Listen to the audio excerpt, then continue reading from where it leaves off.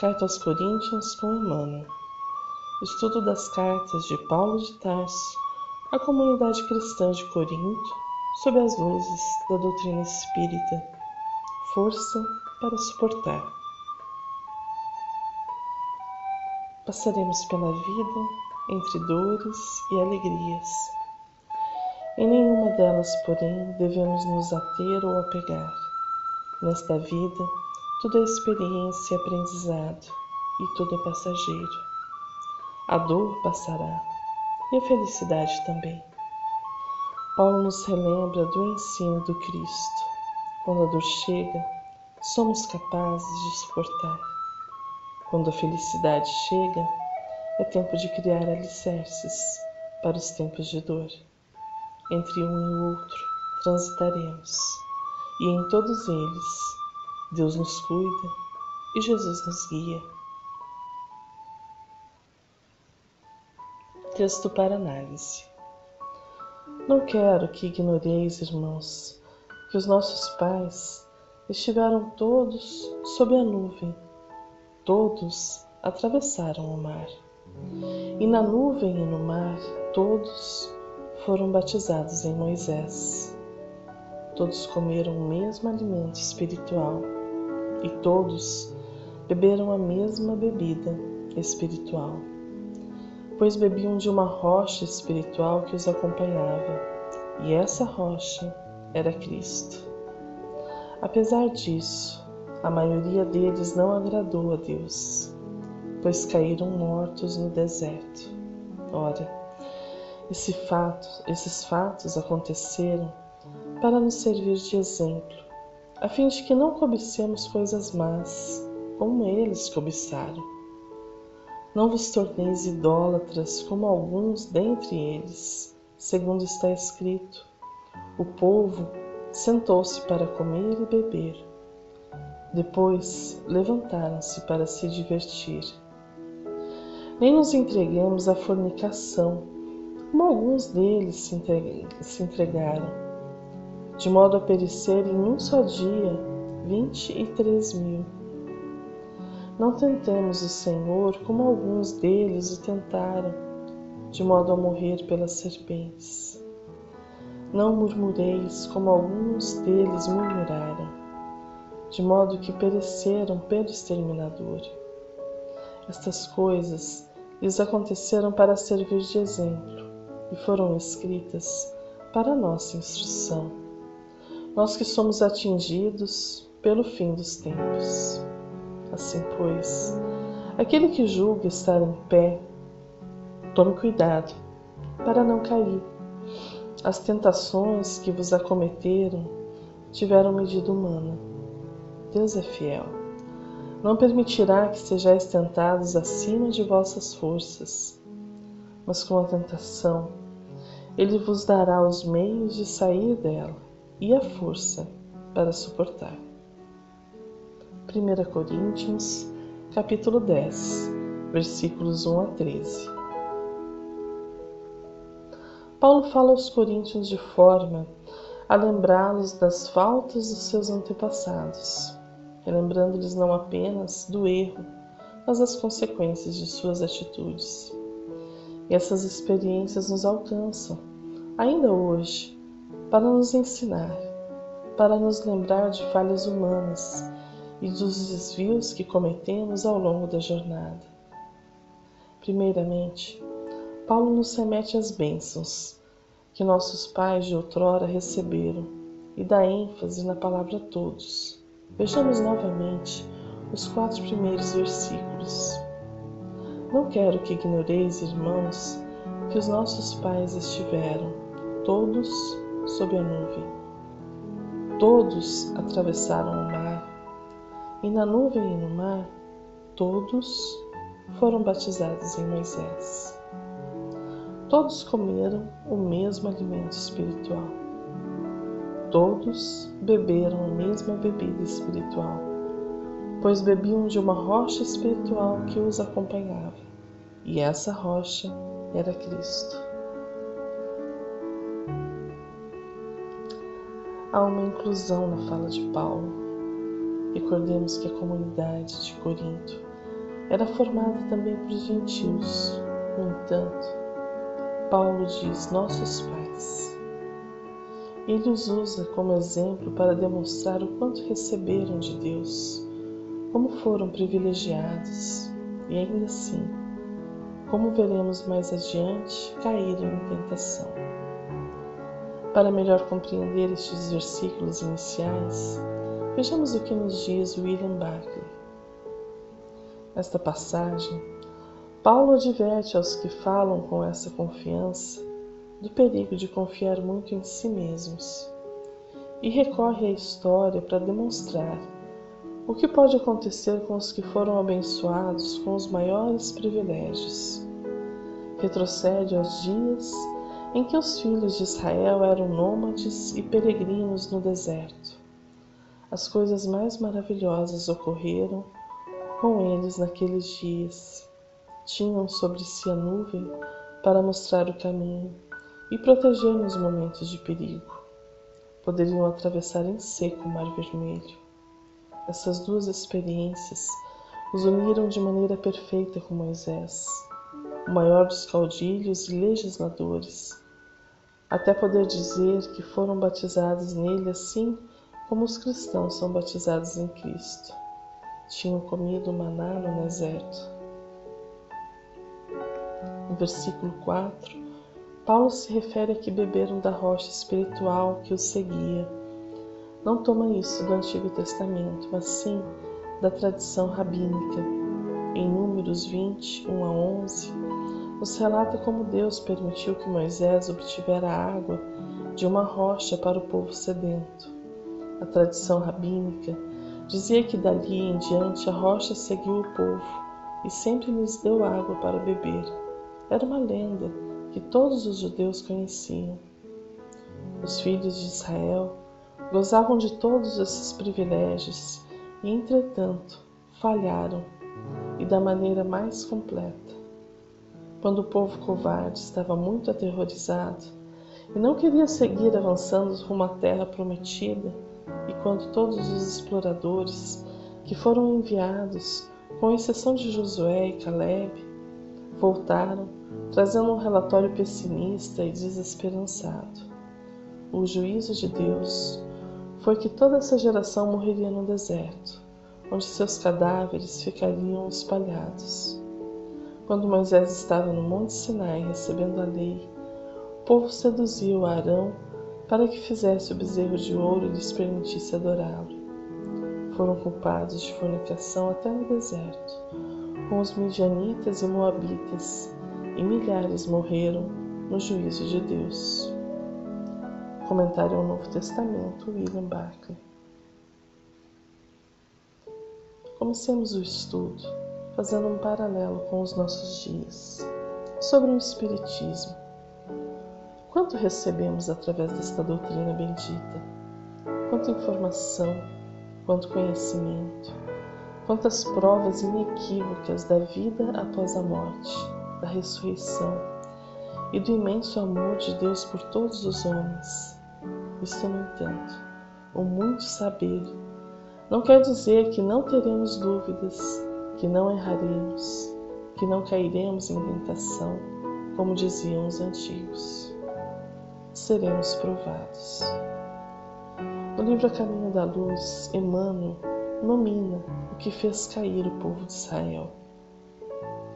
Examinando esse povo notável no seu passado longínquo, reconhecemos que, se grande era sua certeza na existência de Deus, muito grande também era o seu orgulho, dentro de suas concepções da verdade e da vida.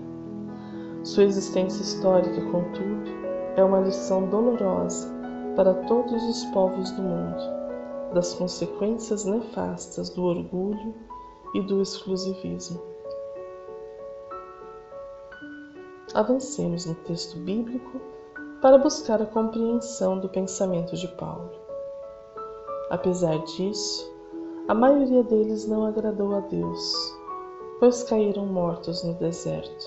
Ora, esses fatos aconteceram para nos servir de exemplo, a fim de que não cobicemos coisas más, como eles cobiçaram.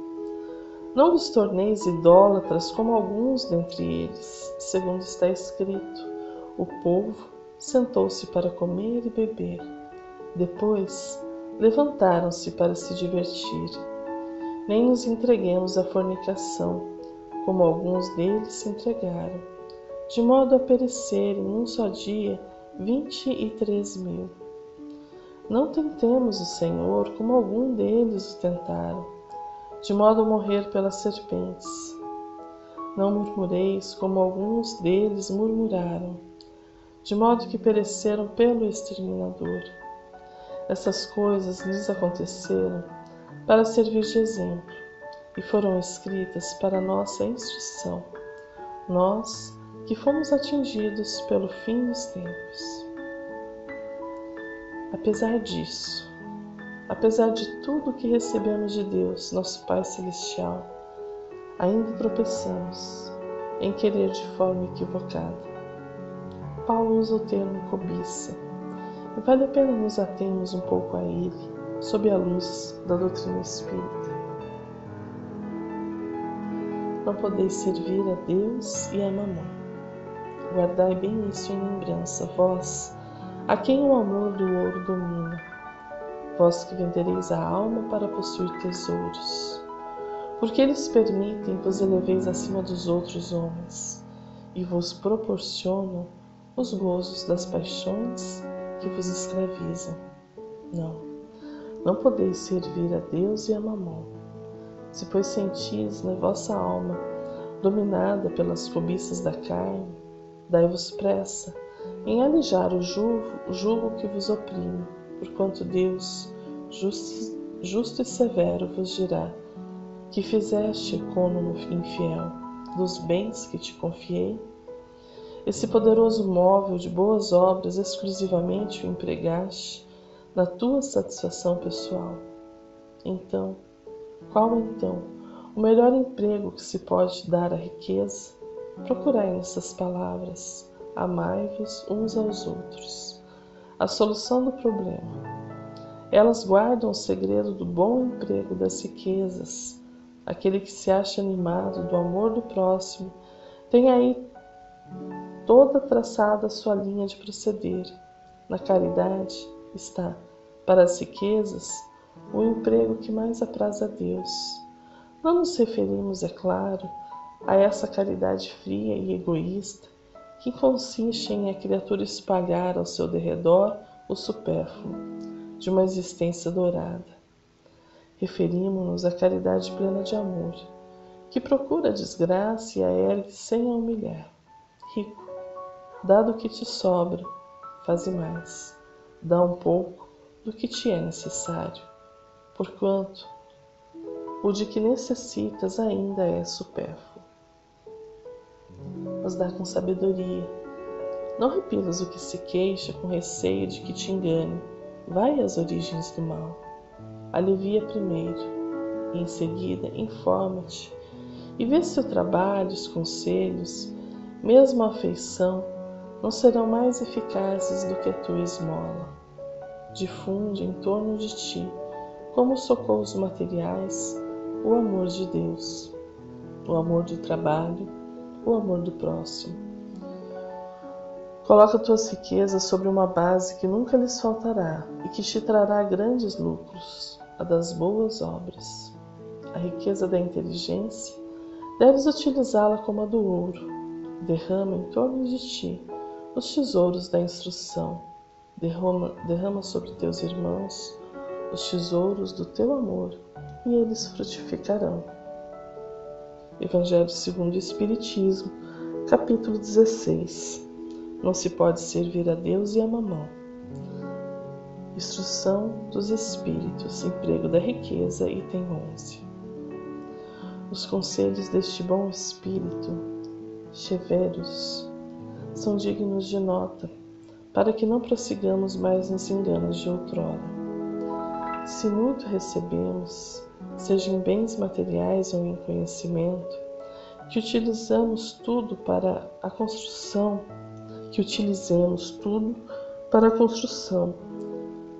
de um mundo melhor para todos, que o bem maior seja o nosso propósito de vida, ainda que isto represente algum prejuízo pessoal.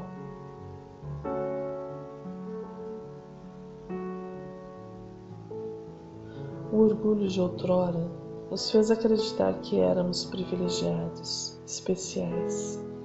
Em verdade, todos somos. E quem muito recebeu é chamado por Deus a muito oferecer.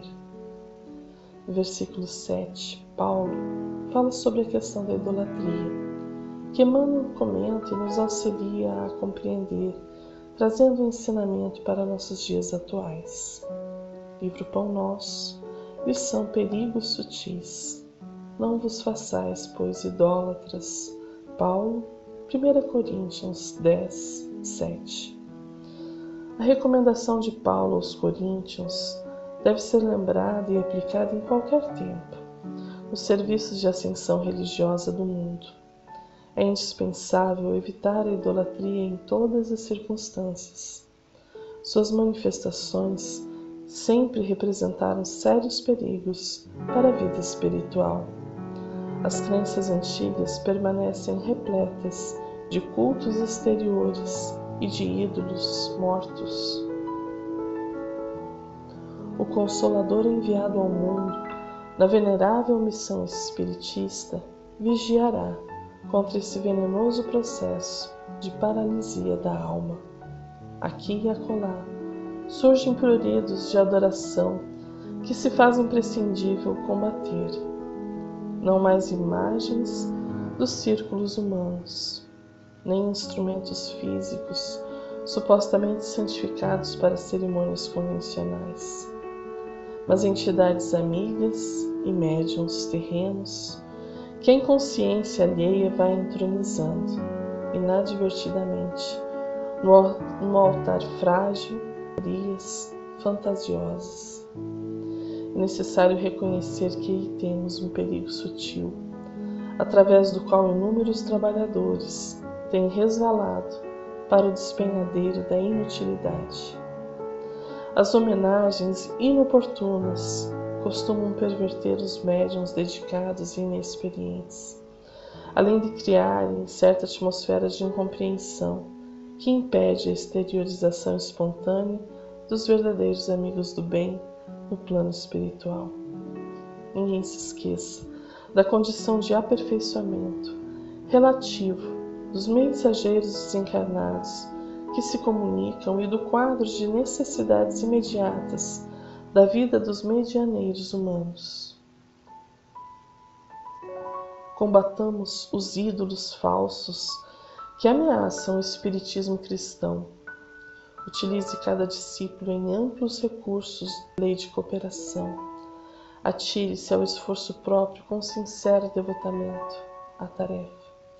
E lembremos-nos todos de que no apostolado do Mestre Divino, o amor e a fidelidade a Deus constituíram o tema central. Há quem pense que a idolatria é algo dos tempos passados, mas Emmanuel nos informa que há muita conduta equivocada ainda hoje. O tratamento dado a médiuns e palestrantes é sinal de que ainda transitamos por estes caminhos enganosos de orgulho e vaidade.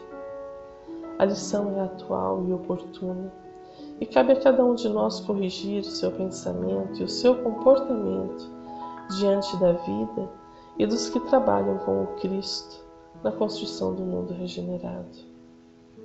A lição é tão importante que há 2 textos de Emmanuel comentando o versículo 7. Vejamos o segundo, do livro O Espírito da Verdade, sem idolatria. Evangelho segundo o Espiritismo, capítulo 21, item 8. Não vos façais, pois, idólatras. Paulo, 1 Coríntios 10, 7. Núcleos religiosos de todos os tempos, e mesmo certas práticas estranhas à religião, têm usado a idolatria como tradição fundamental para manter sempre viva a chama da fé e o calor do ideal. O hábito vinculou-se tão profundamente ao espírito popular que em plena atualidade, nos arraiais do espiritismo cristão, a desfraldar a bandeira da fé raciocinada, às vezes, ainda encontramos criaturas tentando a substituição dos ídolos inertes pelos companheiros de carne e osso da experiência comum, quando chamados ao desempenho da responsabilidade mediúnica. Urge, desse modo, compreendermos a impropriedade da idolatria de qualquer natureza, fugindo, entretanto, a iconoclastia e a violência, o cultivo do respeito e da compreensão diante das convicções alheias, de modo a servirmos na libertação mental dos outros, na esfera do bom exemplo. A advertência apostólica vem comprovar que a doutrina cristã, em sua pureza de fundamentos, surgiu no clima da Galileia, dispensando adoração indébita em todas as circunstâncias, devendo-se exclusivamente à interferência humana os excedentes, que lhe foram impostos ao exercício simples e natural. Assim, proscreve de teu caminho qualquer prurido idolátrico em torno de objetos ou pessoas, reafirmando a própria emancipação das algemas seculares que vem cerceando o intercâmbio das criaturas encarnadas com o reino do Espírito através da legítima confiança. Recebemos hoje a incumbência de aplicar, na edificação do bem desinteressado, o tempo e a energia que desperdiçávamos outrora à frente dos ídolos mortos, de maneira a substancializarmos o ideal religioso no progresso e na educação, prelibando as realidades da vida gloriosa. Encerrando o estudo de hoje, temos os seguintes versículos. Assim, pois, aquele que julga estar em pé, tome cuidado para não cair. As tentações que vos acometeram tiveram medida humana. Deus é fiel. Não permitirá que sejais tentados acima de vossas forças, mas com a tentação, Ele vos dará os meios de sair dela e a força para suportar. Palavras que Paulo podia dizer com propriedade, de quem teve muitas experiências adversas, no entanto, a todas elas sobreviveu, passou. Todos nós passamos por momentos difíceis, por situações que se apresentam e que parecem ser impossíveis ou de difícil resolução. Saber, porém, que nada nos acontecerá sem que tenhamos a força para enfrentar, nos pede coragem e fé. Podemos assumir o papel de vítimas e viver reclamando, contando como sofremos e como nossa vida é difícil. Ou podemos compreender que tudo o que nos acontece é para nosso bem, é oportunidade de aprendizado e crescimento, e que ainda não conseguimos compreender, há um propósito maior por trás de toda a dor que atravessa a nossa estrada. A escolha é nossa, quem somos e como vivemos. E quando nosso irmão atravessar por dura prova, tenhamos a postura da caridade para entender os seus tropeços e auxiliá-lo conforme possível. E nesse sentido, o comentário de Emmanuel com o qual encerramos o estudo de hoje. Livro Bênção da Paz, lição no zelo fraternal. Aquele, pois, que pensa estar em pé, olhe e não caia. Paulo, 1 Coríntios 10, 12. Observaste com pesar todos os irmãos do caminho que se arrojaram em situações aflitivas, angariando para si mesmos complicados problemas na sombra. Os que perderam a confiança na providência divina e se desbordaram nos precipícios da rebeldia, os que desanimaram à frente das tentações e caíram no logro da morte voluntária, os que abandonaram as obrigações santificantes que lhes competiam, a pretexto de fadiga ou dificuldade, os que esmoreceram no serviço da elevação espiritual e buscaram repouso, nos refúgios da ilusão, os que se aprisionaram nas armadilhas da delinquência, os que se enrodilharam nas teias da obsessão, os que se cansaram de fazer o bem, os que trocaram os percalços do trabalho pelos enganos do comodismo.